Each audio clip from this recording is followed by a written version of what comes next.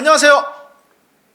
네, 장원구입니다. 여러분 또 일주일 만에 만나게 돼서 반갑습니다. 요즘 여러분 그거 아시죠? 계속해서 뭐 일교차도 막 심하고, 그 지난주에는 막 미세먼지 때문에 좀 막 기침하고 난리도 났어. 막 눈물 흘리고 막 그랬는데, 이번 주에는 좀 어떻게 될지, 오늘 월요일이지만은 좀 기온이 좀 날씨가 좀 맑았으면 좋겠고, 여러분들 하여튼 일교차가 계속 심한데 감기 걸리시지 않도록 건강 잘 챙기십시오. 먼저 광고 하나 보시고 오시겠습니다.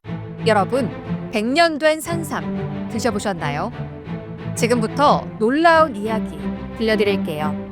바로 건강식품계 에르메스라 불리는데요. 30년 산삼 연구의 진심, 프리미엄 건강식품 브랜드 백진삼입니다. 백진삼은 귀하고도 신비로운 100년 된 산삼의 DNA를 99% 복제해 현대기술로 재현해낸 브랜드입니다. 이런 분들께 추천드립니다. 기운 없거나 체력 딸릴 때, 잠을 자도 피곤할 때, 그리고 입맛이 없을 때. 백진삼은 품질에 대한 자신감으로 트레린의 효과 없을 시 100% 환불까지 가능합니다. 직접 경험해보시기 바랍니다. 오늘은 좀 주제를 다른 걸 가져와 봤어요. 대한민국 축구 센터백 계보. 여러분들 뭐 축구 다 많이 보시는 분이시니까 저보다 더 많이 아실 수도 있는데, 여러분들도 축구 지식이, 센터백은 결국 이제 골키퍼 바로 앞에 있지만은 실질적으로 팀 수비진을 이끄는 선수들입니다. 그래서 팀 플레이에 있어서 우리가 흔히 센터라인 얘기를 해요. 골키퍼, 센터백, 또 중앙 미드필더, 그다음에 뭐 센터포드, 이렇게 이제 가장 중요한 흔히 말하는 축구에서 골격을 이루는 그런 포지션이고, 센터백은 그 중에서도 매우 중요합니다. 여러분들. 자, 그래서 이제 우리나라 센터백 계보는 제가 축구를 보기 시작한 게 70년대 초반부터거든요. 그때는 이제 제일 유명하신 분들이 김호, 김정남 선생님이었어요. 근데 사실은 그때는 뭐 TV 중계가 많지도 않았고, 그저 국가대표나 국가대표 상비군 경기, 그 다음에 뭐 실업축구연맹전 결승전 정도, 아주 기억나는 거는 국가대표 경기를 몇 경기 본 거 그 기억밖에 없어서, 일단 여러분 아셔야 될 게, 그리고 그 전 1954년 월드컵 출전한 다음에 나온 세대가 이제 60년대 중반부터 70년대 초까지의 김호, 김정남, 그 선수들이 이제 가장 유명한 선수들이었거든요. 그리고서 이제 본격적으로 오늘 제가 여러분께 소개드릴 선수는 뭐 저도 많이 봤고 여러분들도 많이 봤고 이름을 널리 들어본 그 선수들부터 오늘은 그냥 소개를 드릴게요. 여러분께 제일 먼저 소개해드릴 선수는 역시 영원한 리베로 홍명보, 그리고 홍명보의 대를 잇는 현 시점 아시아 최고의 수비수 겸 월클 수비수인 김민재. 한국 축구 수비의 미래라고 할 수 있는, 그리고 최근에 이제 영국 프리미어리그에서, 물론 프리미어리그는 아니고 컵대회지만 하여튼 공식 경기 선발로 처음 출전했던 김지수, 이렇게 요 세 선수를 소개를 해드리면서 장단점을 비교하고 앞으로 어떻게 될 것인가, 요거를 좀 제가 여러분들과 함께 얘기를 나눠보려고 해요. 지금 홍명보 감독이 대표팀 감독이죠. 김민재 선수는 대표팀 수비의 핵입니다. 그리고 김지수 선수는 우리 한국 축구 수비 미래의 주역이 될 텐데, 제가 보기에는 내년 2026년 북중미 월드컵에 세 사람이 함께 가지 않을까, 저는 이런 생각을 해요. 가능성이 매우 높죠. 그리고 여기서 또 제가 꼭 하나 말씀드리고 싶은 것은, 방송을 보시는 분 중에 사실은 홍 감독을 별로 안 좋아하시는 분들도 분명히 계실 거예요. 그거는 여러분들 자유입니다. 어떤 감독이 됐건 어떤 선수가 됐건, 나는 그 사람을 좋아, 난 그 사람 별로야, 나는 그 사람 싫어, 다 의견이 나올 수가 있어요. 그리고 그 의견은 다 존중이 돼야 돼요. 혹시 홍 감독을 뭐 별로 좋아하시지 않은 분이 계시더라도 그냥 이 한국 축구의 계보를 소개하는 거구나, 이렇게 판단하시고 한번 봐주시면 좋을 것 같고요. 먼저 홍명보 선수라고 할게요. 홍명보 선수는 제가 1990년에 처음 봤어요. 제가 이제 월드 사커라는 축구지에서 이제 축구 기자 처음 시작했을 텐데, 1990년에 그때 당시 대표팀 감독이 이회택 감독이었는데, 몰타인가 어디 유럽에 전지훈련을 갈 때 홍명보 선수를 처음 발탁을 했어요. 아니, 저 어린 선수 뭐 경험도 없는 대학생을 데리고 가냐 막 그랬었거든요. 그랬는데 첫 경기 아마 그 북유럽의 노르웨이인가 제 기억으로 아마 노르웨이 아니면 핀란드였을 거예요, 상대가. 그 경기에서 의외로 좋은 활약을 보였어요. 그 홍명보 선수의 특징은 1대1이 그렇게 강한 선수는 아니에요. 홍명보 선수는 당시에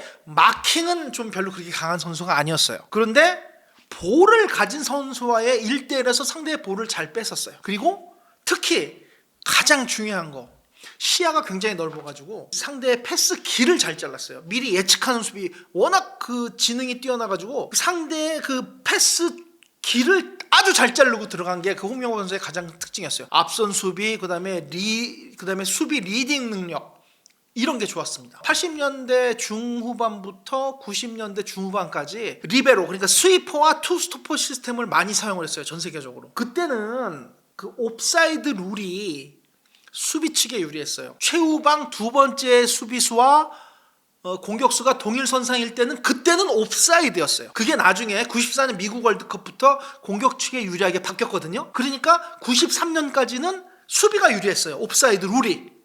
그래서 어떤 식으로 수비를 했냐면은 하프라인 근처에, 그때는 또 투 스트라이커 체제가 거의 대부분 많았거든요. 하프라인까지는 옵사이드에 안 걸리니까 상대팀 공격수는 하프라인 근처에 서 있고 두 명이, 이 수비 측에서는 스토퍼, 볼을 갖지 않은 상대에 대해서 그냥 맨마킹을 붙였어요, 2대2로. 그리고 그 뒤에 또는 중앙의 넓은 자리에 리베로, 그러니까 스위퍼가 포진하는 그런 형태의 수비를 했어요. 그래서 후방에서 전방 공격수한테 한 번에 볼이 왔을 때 스토퍼가 1차적으로 경쟁을 하고, 거기서 뚫리면 마지막으로 스위퍼가 이제 거기 이제 챌린지를 가고, 반대편의 스토퍼는 또 그 뒤를 커버하는 이런 형태로 수비가 이루어져서, 지금은 그렇게 안 합니다. 지금은 볼을 갖지 않은 선수에 대한 맨마킹은 하지 않아요.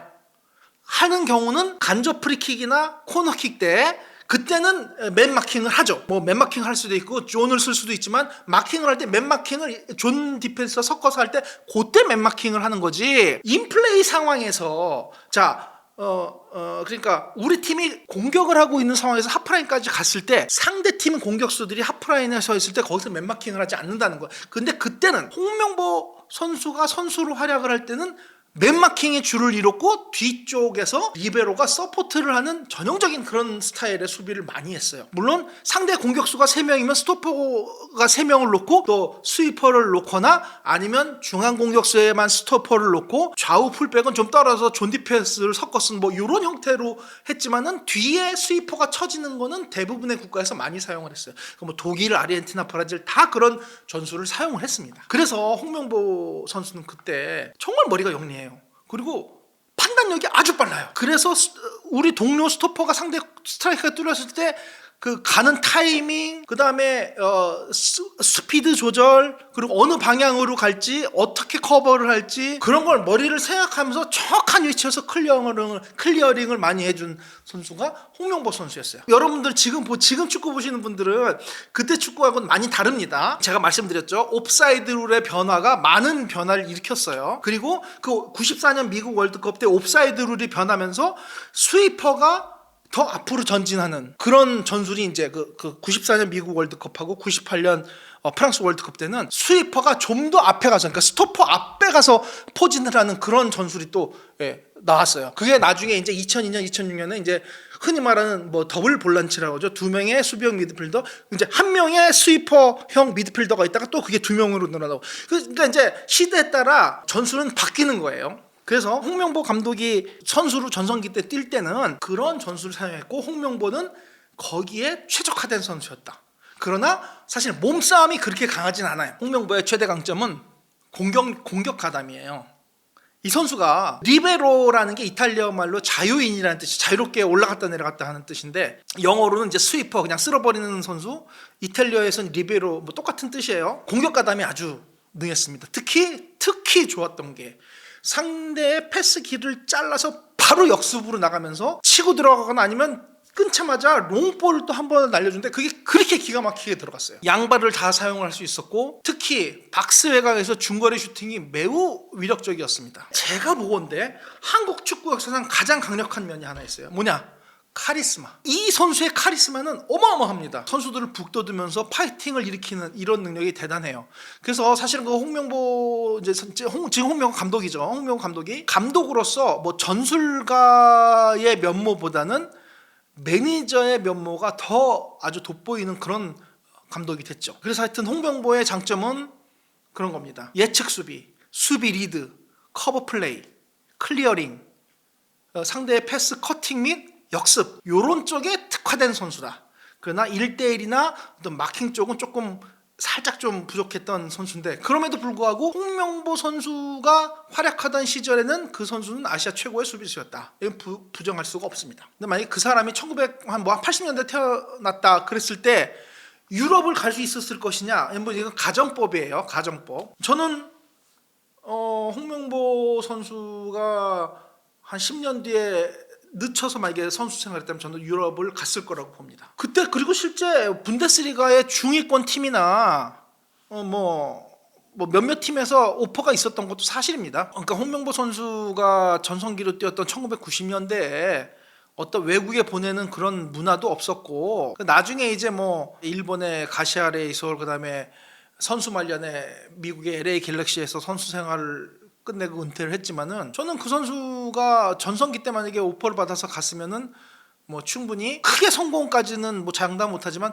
그 팀의 중요한 멤버, 레귤러 멤버로 한 중위권 리그, 유럽 리그 한 중위권 팀에 갔으면은 제가 보기에는 뭐 충분히 주전급으로는 뛸 수 있지 않았을까, 저는 그렇게 생각을 해봐요. 그 다음에 그 2002년 한일 월드컵 끝나고 이제 우리나라 뭐 감독이 여러 번 바뀌었잖아요. 근데 사실은 중앙 수비 뭐 그렇게 눈에 두각을 나타낸 선수가 없었어요. 그러다가 이제 등장한 선수가 바로 김민재 선수였죠.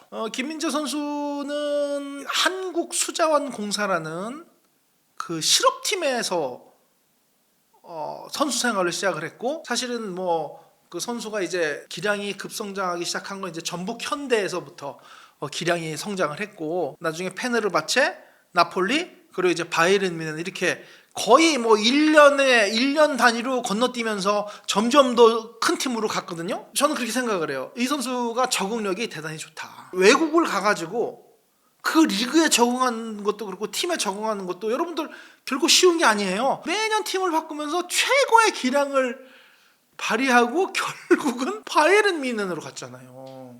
여러분, 바이에른 뮌헨이 어떤 팀인가요?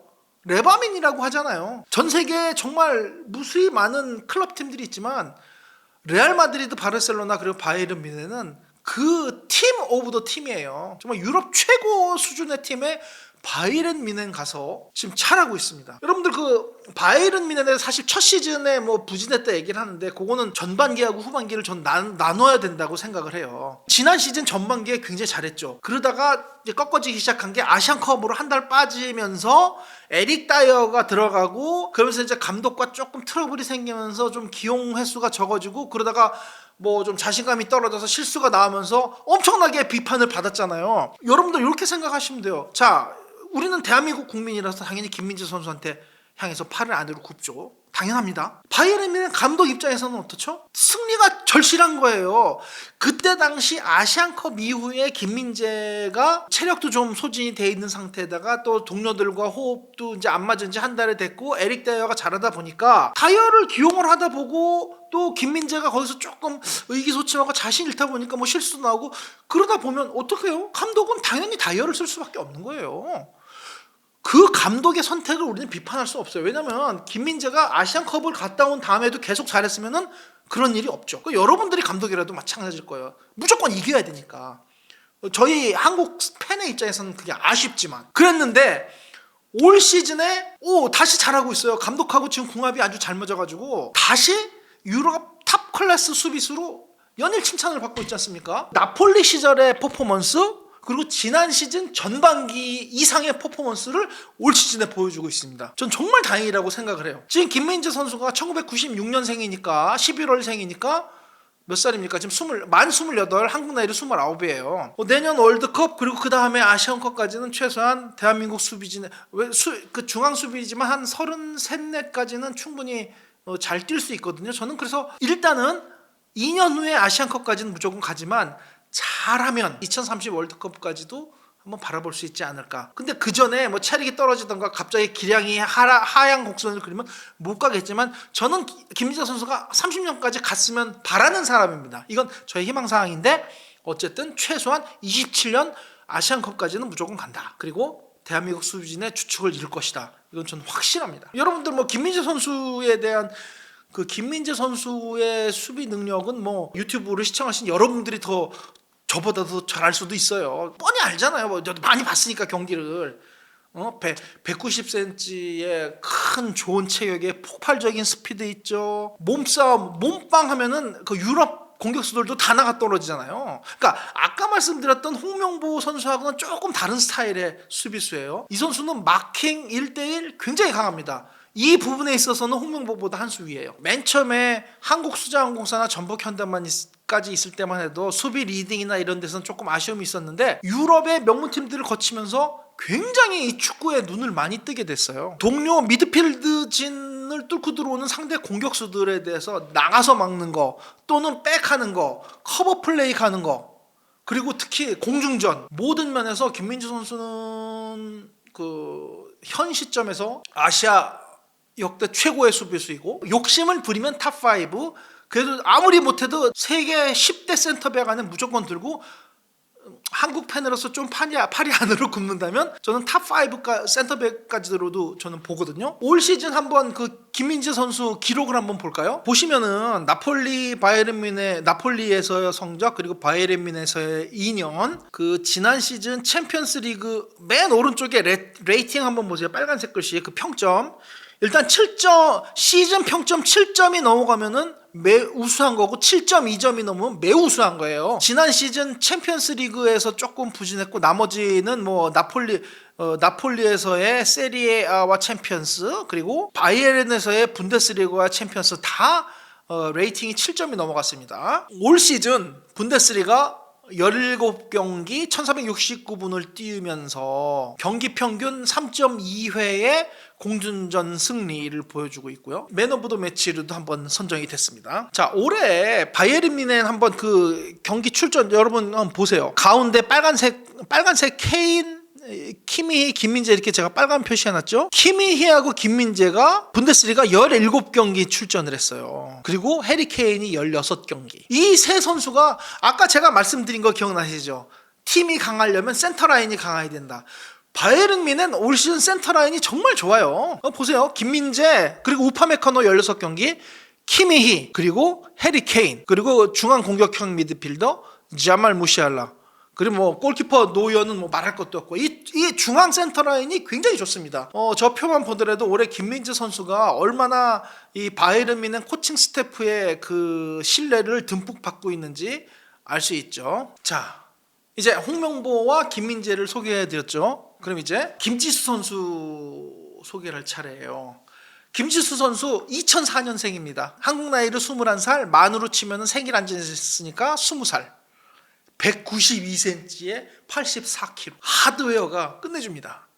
이 정도 하드웨어면요, 유럽의 뭐 독일, 스웨덴, 뭐 크로아티아, 벨기에 이런 팀의 장신 수비들과 전혀 하나도 밀릴 게 없어요. 쉽게 얘기해서 홍명보와 김민재의 장점을 조금씩 적절히 섞어놨다, 이렇게 보시면 돼요. 아직은 나이가 어리니까 그걸 감안을 하셔야 돼요. 저 이제 겨우 20살짜리 선수한테, 신인 선수한테 20대 중후반의 전성기에 있는 선수들의 어떤 퍼포먼스나 테크닉을 기대하지는 마시고요. 그거는 무리입니다. 근데 어쨌든 그 나이 또래에 대비해서 1대1 수비라든가 마킹, 그 다음에 보는 시야, 그리고 풋볼 IQ, 두뇌 회전, 그리고 헤더, 그리고 양발을 사용하는 능력 다 좋습니다. 그러니까 20살, 만 20살의 나이에 다른 선수들에 비해서 여러 가지로 장점을 갖고 있는 선수예요. 그 20살 나이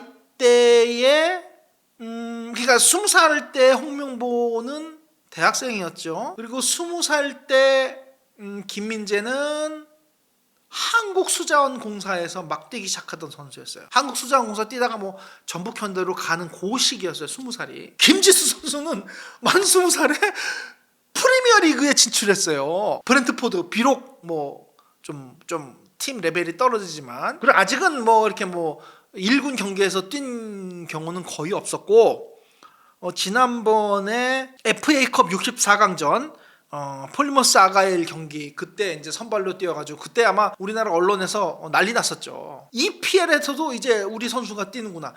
사실 그 프리미어리그에서 한국 수비수가 과연 성공할 수 있을까? 아직까지는 좀 섣불리 판단할 수 없는데 일단은 출발은 좋다. 저는 그 브렌트포드라는 팀을 잘 선택했다고 봅니다. 몸싸움이 강하고 또 제공권 아주 훌륭합니다.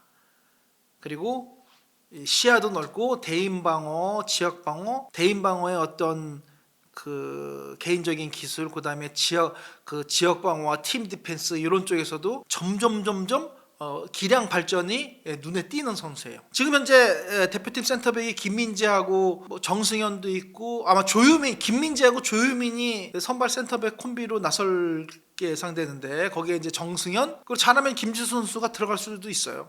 네.